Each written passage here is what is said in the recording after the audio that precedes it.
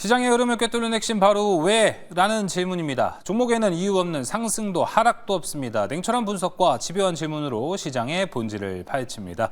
숫자 너머의 진짜 흐름을 지금부터 짚어보겠습니다. 궁금한 종목 Y, 오늘 함께 두 분 소개합니다. DW 주식클럽 공대원 대표, 오리드홀딩스 권영우 대표 나왔습니다. 어서 오세요. 안녕하세요. 네, 분위기가 너무 좋습니다. 네. 빠르게 오늘의 종목으로 들어가 보겠습니다. 궁금한 종목 Y, 오늘의 첫 번째 종목입니다. 엔비디아 깜짝 실적에 한숨 돌린 SK 하이닉스. 한숨 돌렸어요, 정말. 젠슨왕이 AI 버블론을 모두 불식시키면서 다시 시동을 걸었습니다. SK 하이닉스. 오늘 오전만 해도 모든 우려와 걱정이 좀 사라져서 마음이 좀 많이 편해지셨을 것 같습니다. 그런데 일단은 냉정을 찾고 보니까 삼성전자는 10만 원을 지켰는데 하이닉스는 60만 원 선을 지켜내지 못했습니다.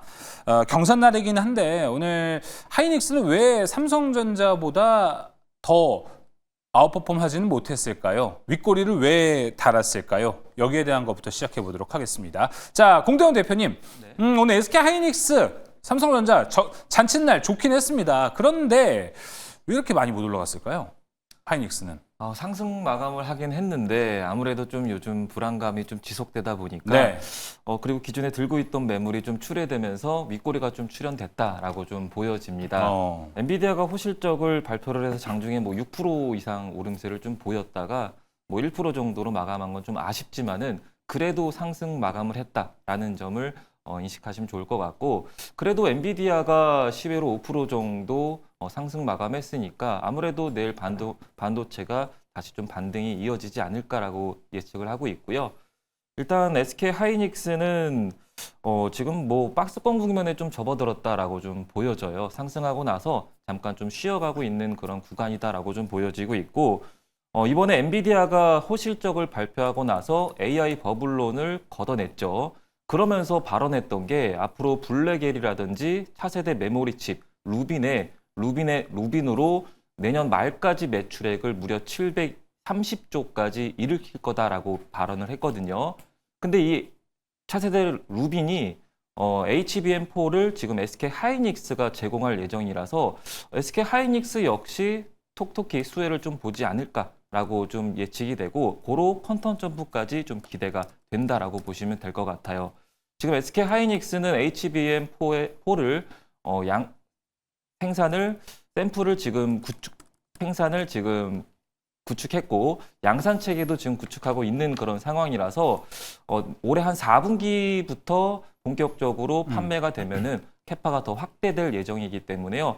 저는 이 종목이 더 추가적으로 갈 것이라고 예상을 하고 있고, 실질적으로 4분기도 3분기 11조 원의 영업이익을 기록했는데 4분기가 14조 원 정도 예측이 되고 있죠. 그런 관점에서 4분기 실적도 기대가 되는 만큼 저는 목표 주가는 80만 원 제안해 드리도록 하겠고, 손절가는 전저점 부근인 53만 원 제안해 드리도록 하겠습니다. 네, 그렇다면 이런 지금 박스권에 있을 때 공대원 대표는 오히려 하이닉스 좀 담아보는 게 기회다라고 생각을 하시는 거죠? 네, 박스권 하단 부근에서 분할 매수로 담아보는 게 기회다라고 생각합니다. 알겠습니다. 자, 오늘 잠시 후에 용호상박에서 프리토크에서 하이닉스와 삼성전자를 좀 붙여놓고 이야기를 한번 해보겠습니다. 지금은 하이닉스만 이야기해볼 텐데, 권영우 대표님, 그제 했던 말 기억나십니까? 하이닉스 그때도 함께 우리가 다뤘어요. 그때 네네. 하이닉스 이야기하면서 난 오히려 하이닉스가 밑에 있을 때보다 62만 원이었나요, 그때? 64만 원. 64만 원 돌파하는 거 보고 난 그때 매수할 거다라고 이야기하셨거든요. 네. 오늘 상황을 보고는 혹시 좀 전략이 수정이 됐나요? 아니면 그대로 유효한가요? 전략이 좀 그대로이고 보면 이제 오늘 윗꼬리 달고 떨어졌잖아요. 네. 역시 내 예상이 맞았다. 역시 내 예상이 맞았구나. 왜냐면 60만 원 상단에 제가 말씀드렸다시피 개인들이 너무 많이 샀기 때문에 본전에 지금 탈출하고자 하는 욕구가 많이 있어요. 그래서 악성 매물이 지금 포진되어 있는 구간을 돌파를 하고 나서 그때 이제 외국인이 들어오면 그때 진입을 하는 게 좋지 않을까라는 생각을 하고 있고, 엔비디아가 실적이 너무 좋게 나왔죠. 너무 좋게 나왔지만 젠슨왕은 팔았다. 이 사실을 이제 아셨으면. 젠슨왕이 팔았어요, 물량을? 1조 4천억치 저번에 이제 매도를 했잖아요. 네. 그래서 엔비디아 실적이 좋다라는 걸 누구나 다 알고 있지만 이런 상황에서 어쨌거나 기관이나 외국인의 수급을 우리가 좀 주목을 해봐야 된다라는 거고, SK 하이닉스를 지금 외국인이 연속으로 지금 팔고 있다라는 거는 그렇게 주가에 좋진 않습니다. 그래서 우리가 주가는 어쨌거나 투자 네. 그 심리 게임이기 때문에 주가가 좀 많이 떨어졌을 때는 오히려 기회가 될 수 있지만 지금 구간에서는 이 매도 심리가 좀 더 강한 그런 구간입니다. 그래요? 네네. 네, 알겠습니다. 말을 이렇게 듣네요. 알겠습니다. 하긴 오늘도 외국인이 가장 많이 판 종목은 하이닉스였다라는 것. 권영호 대표가 이야기한 대로 악성 매물도 있다라는 것도 우리가 좀 우려 포인트는 될 것 같습니다. 공대현 대표는 긍정적인 뷰, 그리고 권영호 대표는 좀 걱정이 되는 이야기도 함께 해봤습니다. 자, 그럼 이제 두 번째 종목으로 넘어가 보도록 하겠습니다. 궁금한 종목의 두 번째 종목입니다. 펩트론입니다. K바이오 빅딜러시 펩트론 다음 타자에 대한 이야기가 나오고 있어요. 오늘 펩트론 찌라시가 엄청 많이 돌았다라는 이야기가 좀 있습니다. 최근에 13개월 동안에 좀 길어지고 있는 릴레일리와의 기술 평가 속에서 카모스는 좀 성과를 냈어요. 그러다 보니까 펩트론 주주분들은 이거 지지부진해지는데? 라고 좀 걱정을 하셨을 것 같습니다. 근데 오늘 펩트론도 이 상승세에 가담을 했어요. 오늘 돌았던 찌라시 중에 하나는 여의도에서 펩트론 컨빅션 콜이 돌기 시작하면서 기관의 매수세가 붙었다. 이런 것도 있었고요. 설이긴 한데 매번 말씀드리듯이 지금 11월, 12월은 기술 수출이 워낙 많이 발생하는 시기이기 때문에 이런 소문이 돌 때 펩트론 매수를 좀 해봐야 되나 이런 좀 고민이 될 것 같습니다. 권영호 대표님, 펩트론 오늘 쫙 보셨을 텐데 신규 매수에 대한 관점은 어떻게 보시는지 좀 궁금합니다.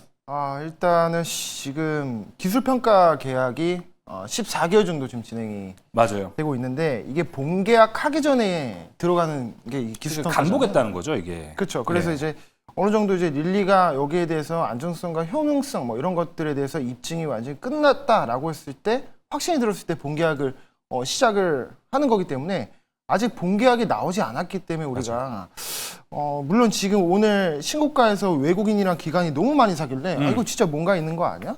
이런 생각을 저도 하긴 했는데 그럼에도 불구하고 사실 본계약이 나오고 나서 좀 매매를 하는 게 안전하지 않을까 생각이 드는 게 섣불리 들어가지 말고. 그렇죠. 그래서 ABL 바이오도 사실 본계약이 나오고 나서 더 갔단 말이에요. 그래서 우리가 그런 거를 봤을 때도 좀 우리가 그런 걸 고려를 해서 본계약이 나온 다음에 계약 체결을 확실히 나온 걸 보고 좀 안전하게 좀 매매를 하는 게 좀 좋을 것 같다는 생각이 들고. 네. 근데 물론 이제 내용 자체는 사실 되게 좋거든요. 오토 인젝터 관련해서도 릴리랑 또 이제 공동으로 연구를 하고 또 이제 루폰 이제 그 성조숙증 치료제 전립선 암 치료제인 루폰도 지금 상업화를 성공을 해가지고 여기에 대한 실적 기대감이 좀 있는 상황입니다.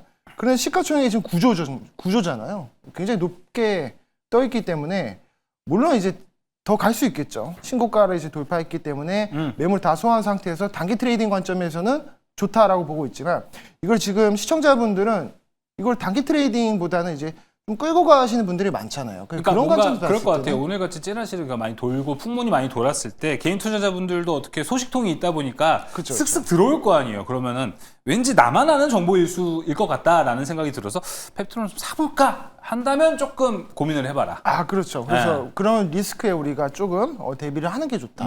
이렇게 말씀드리겠습니다. 알겠습니다. 자, 펩트론 이야기 나눠봤습니다. 세 번째 종목으로 넘어가 보겠습니다. 궁금한 종목 Y 세 번째 종목입니다.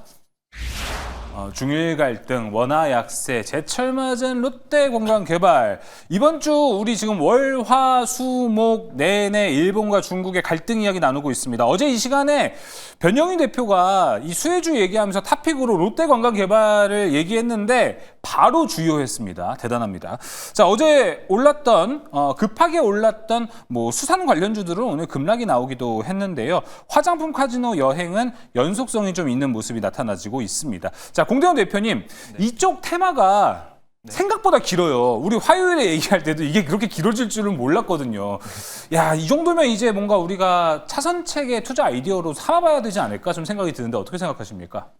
생각보다 갈등이 좀 점철이 사그러지지 않는 그러니까요. 그런 모습이에요. 갈등이 끝날 것 같지는 않아요, 빠르게. 네, 그리고 오늘 나왔던 소식을 접해보면은 11월 24일 날 중국과 일본과 한국이 고위급 회담을 앞두고 있었는데 그것조차도 일본 중일 갈등 때문에 취소가 됐죠. 그렇기 때문에 지금 이 발언을 일본 총리가 철회하지 않는 이상 이거 좀 중장기적으로 갈 전망이 좀 네. 미세하기 때문에 지속적으로 좀 돌아가면서 중국이 그 후에 추가 보복 철회를 안 하면은 추가 보복을 할 것이다라고 얘기해서 오늘 그 기대감에 화장품도 오르고 뭐 웹툰도 오르고 다 한 번씩 좀 시세가 나왔거든요.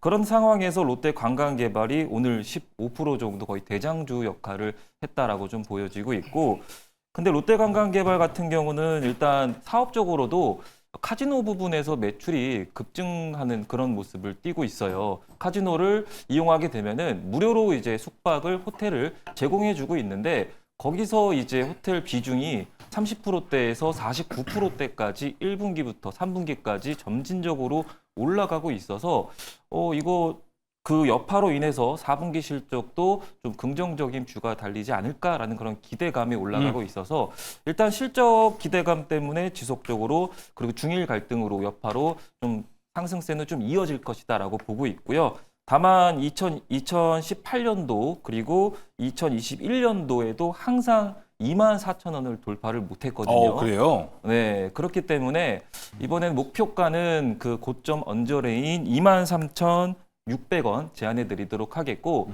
손절가는 28,000원 제안해드리도록 하겠습니다. 알겠습니다. 일단은 보수인 관점의 전고점 전 라인까지 한번 보는 것 같습니다. 롯데관광개발 이야기 나눠봤고요. 이어서 다음 종목으로 가보도록 하겠습니다. 자, 멈췄던 원전까지 재가동. 젠슨원 덕분인 것 같아요. 두산에너빌리티까지 들썩하고 있습니다. AI 엮여있는 곳이 워낙 많은데요. 원전도 오늘 부활에 좀 성공한 모습입니다. 에이펙, 만우가 이후에는 잠깐 지금 쉬어가고 있는 두산에너빌리티. 최근에 아랍에미리트 원전 수주 가능성도 제기되고 있습니다. 자, AI 거품론이 이제 슬슬 사라진다면 권영우 대표님, 원전도 다시 한번 또 상승 랠리가 시작이 될 수 있지 않을까? 높게 점쳐볼 수 있어요. 조금 따라가는 것 같습니다. AI 밸류체인들 보니까 오늘 엔비디아 실적 발표가 좋게 나오면서 AI에 대한 투자가 과잉 투자가 아니라 그 합리적인 투자였고, 앞으로도 그 투자에 대한 어떤 기대치가 올라가면서 AI 데이터 센터의 핵심 밸류체인인 전력망, 전력, 그 변압기, 그리고 이제 송전망 쪽 관련해서도 모두 올랐기 때문에 오늘 LS 일렉트릭 같은 이제 전력기기도 지금 다 올랐고, 반도체는 말할 것도 없고, 두산에너빌리티도 원전주로서 이제 부각을 받아서 오는 건데, 그럼 이 떨어질 때도 다 같이 떨어지는 거죠. 원전주만 이렇게 나 홀로 이렇게 상승이 나오는 게 아니라 전력기기랑 이제 흐름을 좀 동조화하면서 올라갈 가능성이 높습니다.